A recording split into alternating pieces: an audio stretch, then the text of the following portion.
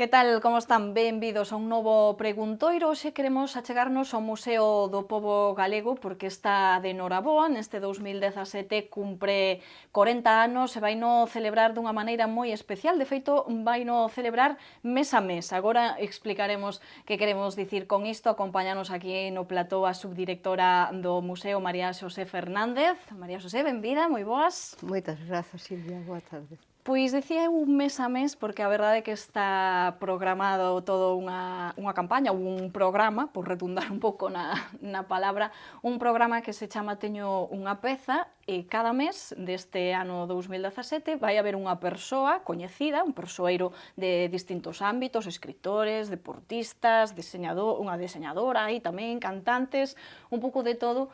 Cada mes van nos ofrecer unha explicación, unha exposición do que é un museo dende o seu punto de vista. Cando menos unha iniciativa curiosa. Como se comezou a fraguar esa idea? Bueno, ten un precedente. Ten un precedente e, ademais, isto é algo sobre o que queremos facer xirar neste ano, neste 40 aniversario, porque celebramos as décadas, celebramos o 10º, 20º, 30º, agora o 40 aniversario.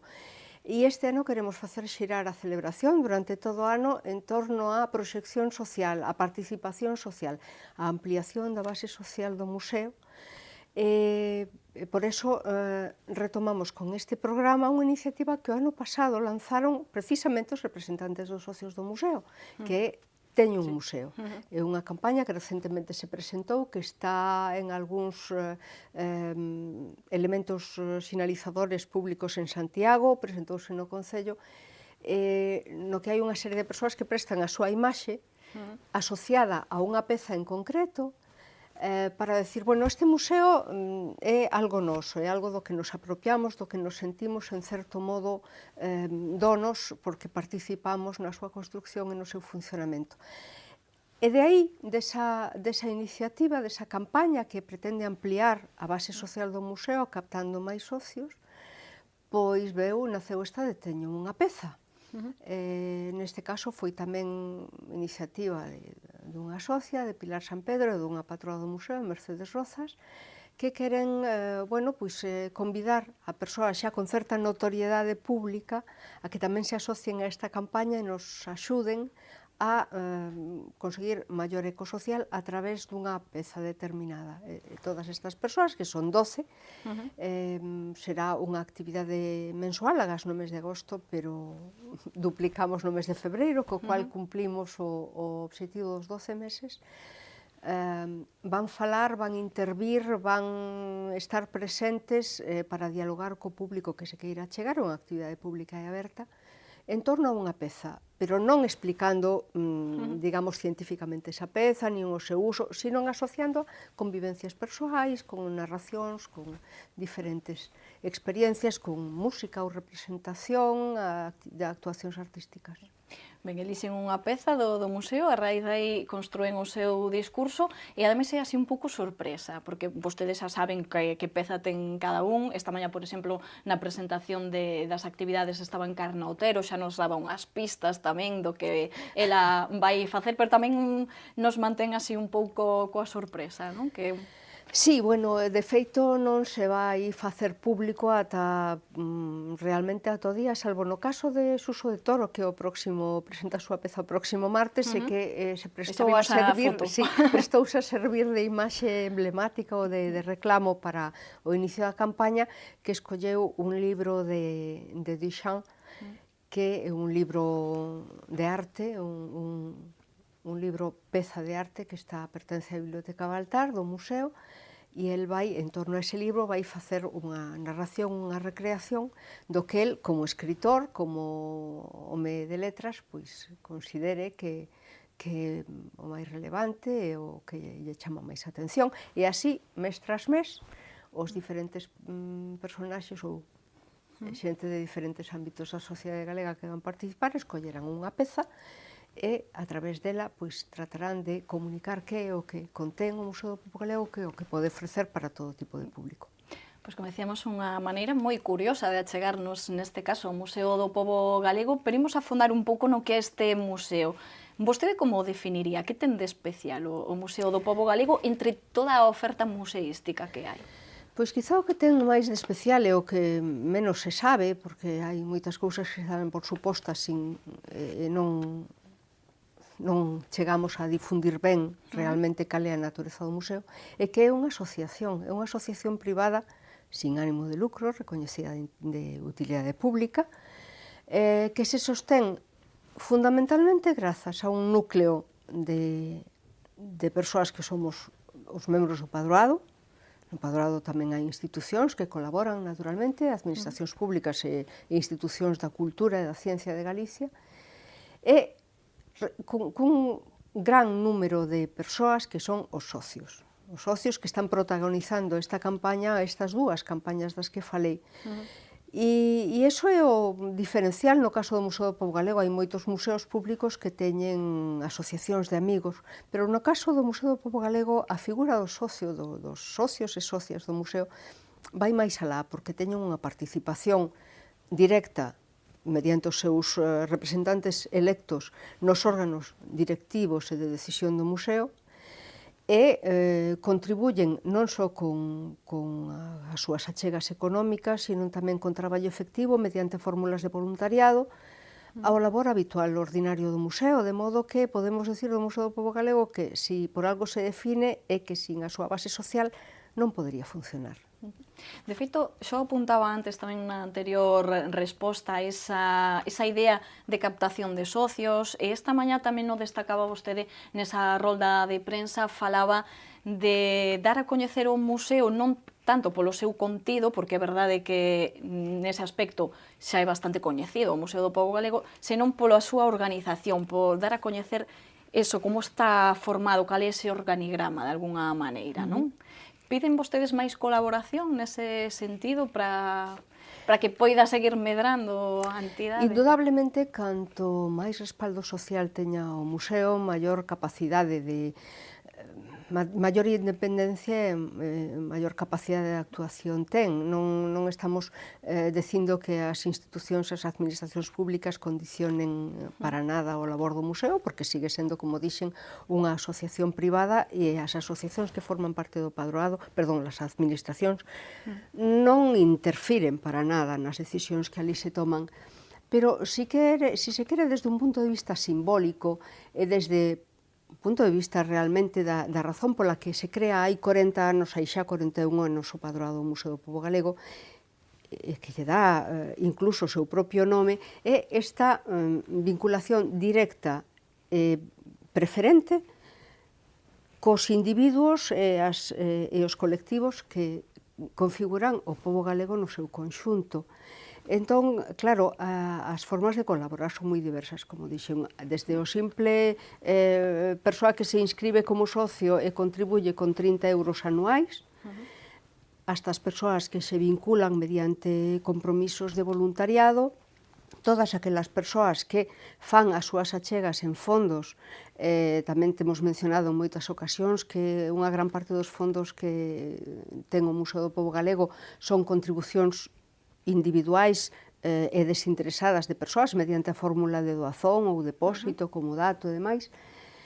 Entón, pois, pretendemos a través destas campañas e, sobre todo, do programa de actividades que vamos ter ao longo deste ano 2017, pois, valorizar máis a participación da sociedade na construcción e no funcionamento do museo para darlle, nunha palabra, un futuro, porque as persoas que o fundamos hai 41 anos, pois xa necesitamos darlle relevo a outras xentes, alguén que se identifique con estes obxectivos e que, tendo en conta todo o que evolucionou a sociedade galega, que foi moitísimo, e incluso a valorización do patrimonio tradicional e cultural nestes 40 anos, pois saiban que é un labor aberto e que pensen con nós que o Museo do Pobo Galego sempre seguirá sendo unha institución necesaria. Ademais, porque estamos falando desas axudas tamén económicas, porque o museo, unha entidade de tal magnitude, necesita apoio económico para o seu mantemento, para poder continuar adiante, porque o contido todo que ten o edificio non está ali así, sen estar coidado, podemos dicir, así para falar. Sí, efectivamente. Podemos decir, neste sentido, supoño que a maior parte das institucións da cultura de Galicia poderían, con tanto máis razón que nós, decir que non teñen recursos suficientes. Pero non cabe dúbida de que se tivésemos máis recursos poderíamos prestar máis servizos, poderíamos ter un museo aberto máis horas ao día, poderíamos, o Departamento de Educación podería ter máis educadoras e máis persoal especializado para traballar cos colectivos sociais, cousa que xa fai intensivamente, pero que, bueno, nunca temos recursos suficientes para dar resposta a todas as demandas que recibimos.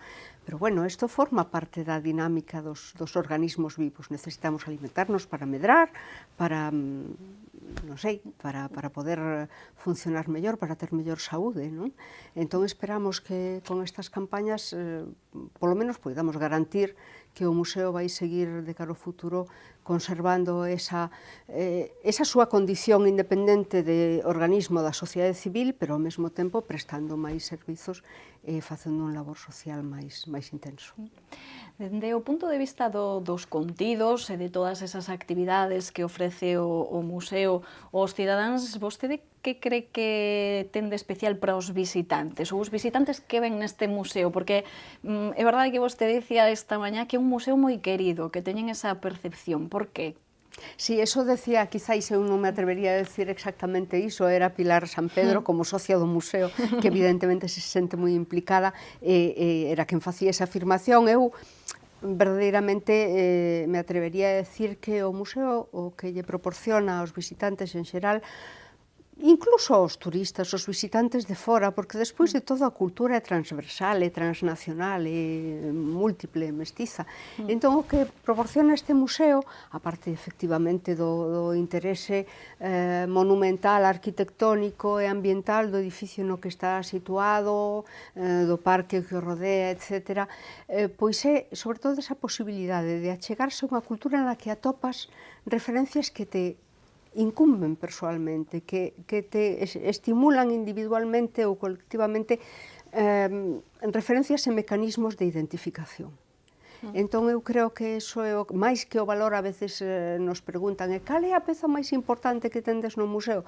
Pois quizáis, desde o punto de vista dos composteláns, pois é xa o Pichel, porque, claro, aínda sigue vixente na memoria colectiva aquilo de picheleiros, pero probablemente para unha persoa que veña das Rías Baixas, pois será a Dorna.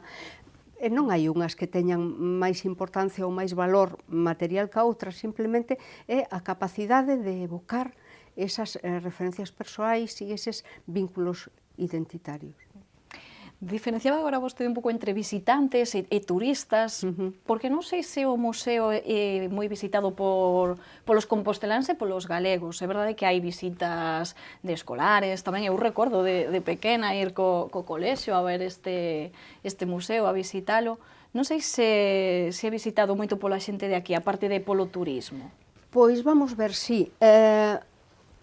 Poderíamos dicir que o 50%, porque indudablemente Santiago de Compostela é o que é nese sentido unha gran parte dos visitantes que se chegan ao museo, coa guía na man, son xente de fora.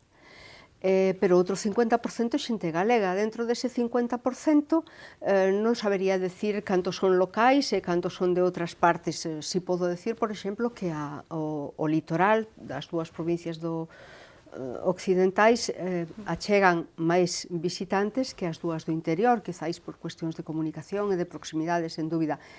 Logo hai ese outro público mal chamado cautivo, nos intentamos, creo que todos os museos intentamos loitar contra ese cliché, que son os escolares e os grupos da terceira idade a quen traen, é dicir, non é que veñan, é que os traen, pero bueno, xa que os traen, nos procuramos ofrecerlles alicientes e programas específicos a través do Departamento de Educación, precisamente, para que atopen no museo non unha visita estándar, sino algo que os interpele.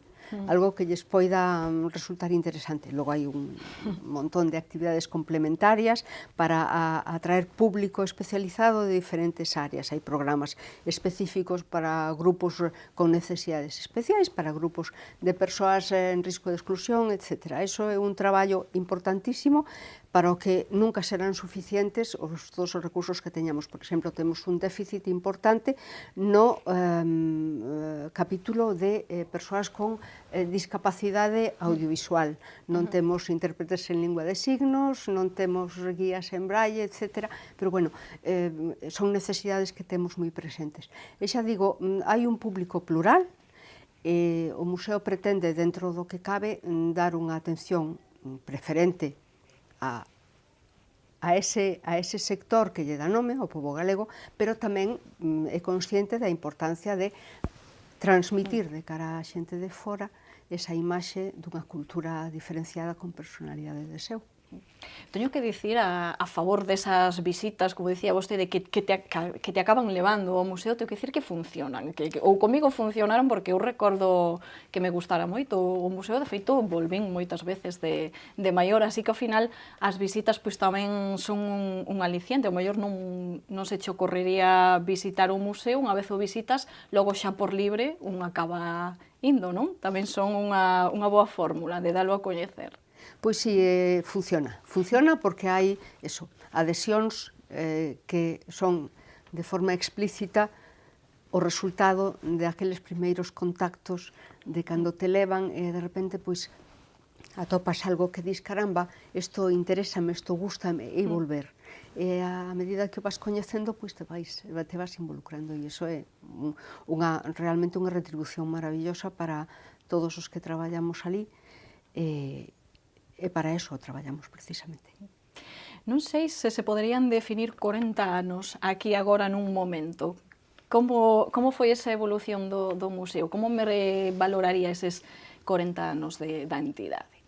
Pois, a parte do tema que acabo de mencionar, do aspecto da adhesión das persoas, e xa das familias, xente que fai socios infantís aos seus fillos, iso é fantástico. Eu creo que tamén o aludín antes, non?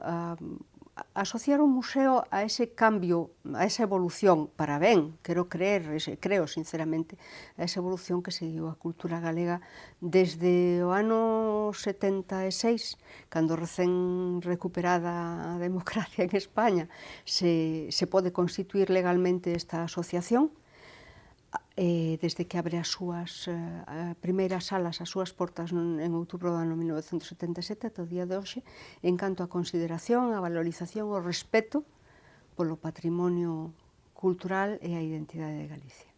E a partir de agora, que camiño hai por percorrer?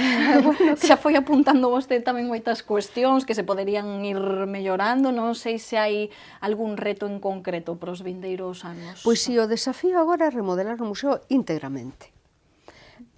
Acábase de presentar un plan director que financiou o Consorcio de Santiago, de todo o conxunto de Bonaval. E dentro dese plan director pois hai un capítulo que é a remodelación do Museo do Pobo Galego.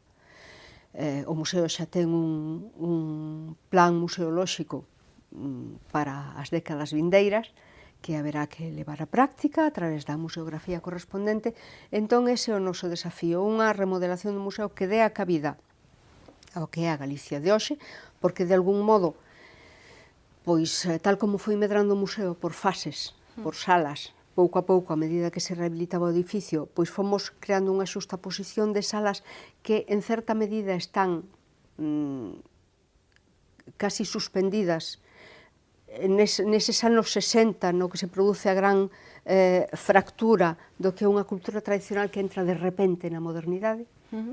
Pero hoxe en día temos unha cultura contemporánea galega que está perfectamente asentada e que ten unha personalidade tan importante como aquela e que temos que recoller agora, e ese é o noso gran desafío. Ben, pois agardemos que se poida ir desenvolvendo todas esas ideas. Imos rematar, recordarles aos nosos telespectadores ese programa de Teño unha peza. Cada mes haberá unha charla dun persoeiro con esa peza que elixiu dentro do museo. e logo tamén poden visitalo cando queiran, claro está. Moitísimas grazas, María Xosé, por estar connosco. Gracias ao Correo TV por darnos esta oportunidade. Pois moitas grazas, e a vostedes tamén agradecerlles que nos acompañaran unha vez máis no noso preguntoiro. Mañá volvemos con máis entrevistas.